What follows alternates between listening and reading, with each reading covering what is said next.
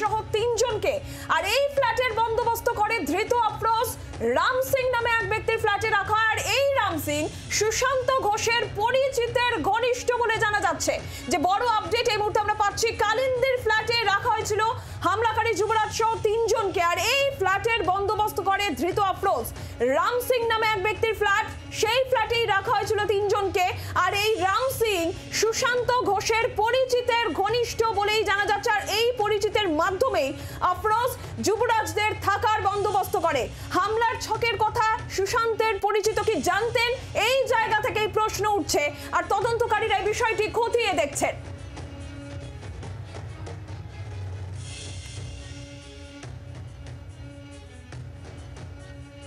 কালিন্দির ফ্ল্যাটেই রাখা হয়েছিল হামলাকারী যুবরাজ সহ 3 জনকে এবং এই ফ্ল্যাটের বন্দোবস্ত করে ধৃত আফরোজ। এই মুহূর্তে অত্যন্ত গুরুত্বপূর্ণ যে আপডেট আমরা পাচ্ছি, এই সুশান্ত ঘোষের উপর গতকালকেই আপনারা দেখেছেন যেভাবে গুলি চালানোর চেষ্টা হয়েছিল।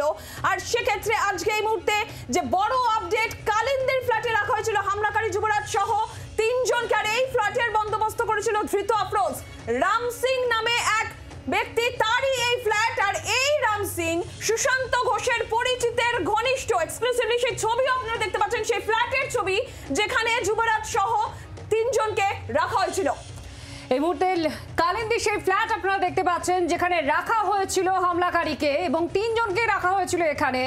আফরোজ পুরো ব্যবস্থা করে রাম সিং বলে একজন পরিচিত, তার মাধ্যমেই এই ফ্ল্যাটে রাখার বন্দোবস্ত করা হয়। একাধিক তথ্য আপডেট সামনে আসছে এবং এখানে তাহলে মোটিভটা কি ক্রমাগত তাহলে পরিষ্কার হচ্ছে। সেই কি জমি বিবাদ, জমি নিয়েই যে জট তৈরি হয়েছিল, সেই জমি কাণ্ডের জেরেই কি এই পুরো প্লটটি সাজানো হয়েছিল? আপনারা দেখতে পাচ্ছেন কালিন্দির এই মুহূর্তে ফ্ল্যাট নাম্বার P-145, এখানেই রাখা হয়েছিল 3 জনকে।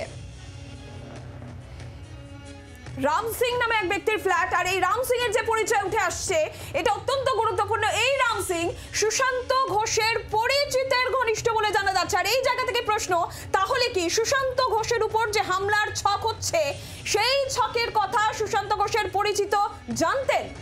পিয়ালি মিত্র আমাদের প্রতিনিধি এই নিয়ে আরো ডিটেল দিচ্ছেন। পিয়ালি, কি আপডেট রয়েছে? আমরা সেই ফ্ল্যাটের ছবি দেখতে পাচ্ছি যেখানে এরা ছিল।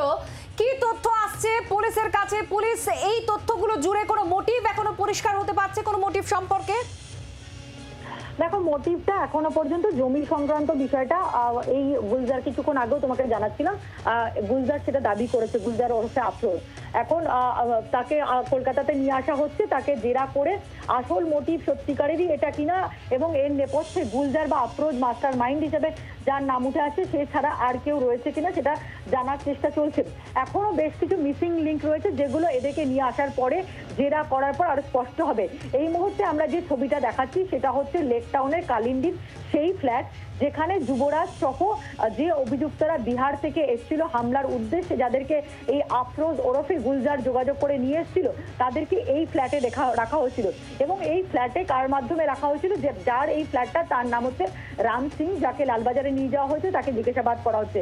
এই রাম সিং হচ্ছে সুশান্ত ঘোষের একজন পরিচিত আবার পরিচিত। এবং যেটা আমরা তথ্য জানতে পারছি যে আফরোজ ওরফে গুলজার সুশান্ত ঘোষের সেই পরিচিতকে জানিয়েছিল যে বিহার থেকে তার কয়েকজন পরিচিত আসছে, তাদের থাকার বন্দোবস্ত করে দিতে হবে। এবং সুশান্ত ঘোষের সেই পরিচিত রাম সিংকে এই কথা বলে এবং রাম সিং সেই মোতাবেক এই যে ফ্ল্যাট কালিন্দির ফ্ল্যাট, সেই ফ্ল্যাটে তাদের 3 জনের থাকার বন্দোবস্ত করে দিয়েছিল। এখন তদন্তকারী অফিসাররা যেটা জানার চেষ্টা করছে, সুশান্ত ঘোষের এই যে পরিচিত, যিনি বিহার থেকে আসা 3 জনের জন্য রাম সিংকে বলে তাদের থাকার বন্দোবস্ত করে দিল, সেই সুশান্ত ঘোষের পরিচিত কি এই গোটা বিষয়টা নিয়ে এইরকম যে একটা হামলার ছক আফরোজ ওরফে গুলজার করছে সেই সম্পর্কে তার কি কোনো নলেজ ছিল? প্রাথমিকভাবে কিন্তু তিনি যে 3 জনকে থাকার বন্দোবস্ত করে দিতে সেই বিষয়টাও কিন্তু প্রাথমিকভাবে ওই ব্যক্তি পুলিশের কাছে জানায়নি বলেও পুলিশ সূত্র থেকে আমরা জানতে পারছি।